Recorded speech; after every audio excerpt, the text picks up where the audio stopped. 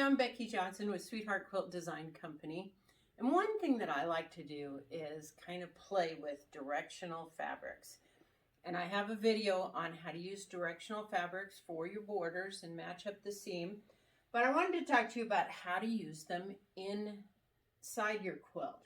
So this quilt, and it's from my Beyond the Basics class, which is a class we'll be offering soon on our Podia channel. And it has these triangles that go around the edge.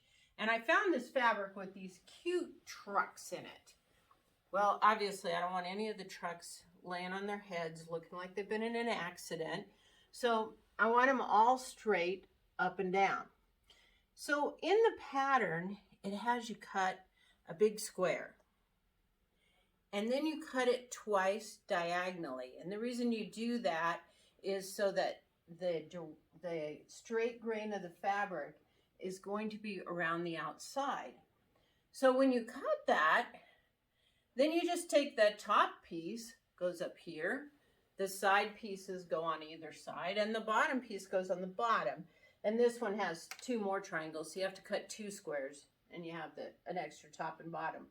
So it's very, very simple to make it adorable, to make it right side up. Now with the corner pieces here, you cut a smaller square, but you want them to be right side up, and you want the straighter grain going around the outside. So we're only going to cut them once. So the trick is you cut your two squares and you cut one of them this way and one of them that way.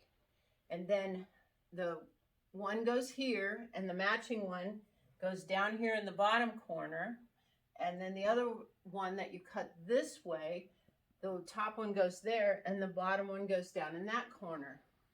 And then you have all your fabric directional. All the trucks are right side up, don't look like they've been in an accident. And I just think stuff like that is fun. I did some stuff in the center here with some of the other blocks doing the same thing. Now, if you do, here's a block. This is from Quilting 101, but if you had a directional fabric, either in your background or your squares here, all you have to do when you make these half square triangles and you match the two squares together and draw a line is you stitch one way on one, and those will be opposite here, and then you stitch the opposite way on the other, and they'll go here. So it's real easy to do in a block like this with triangles.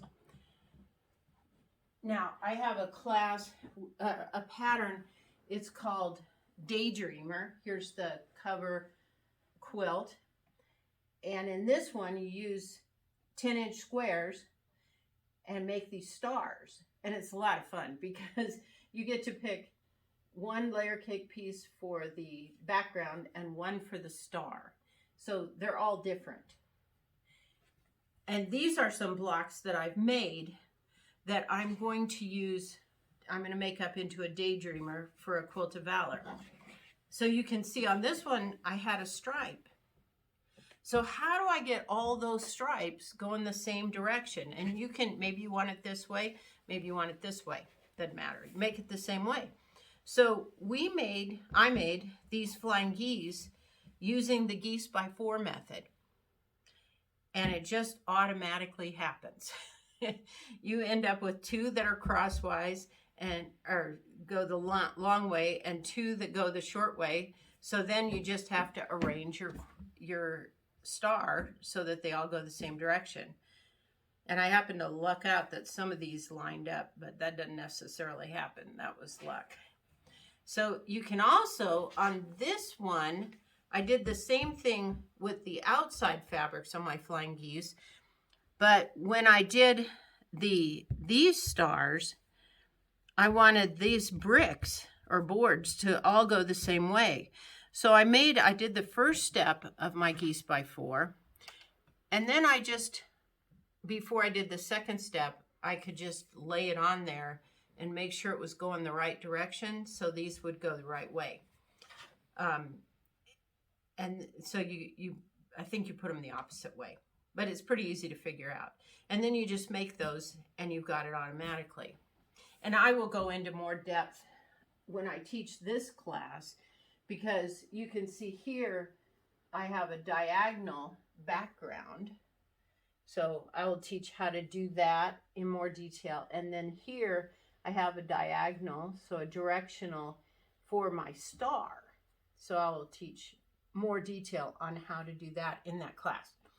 But anyway, it's just fun. I like working with directional fabrics. I don't shy away from them.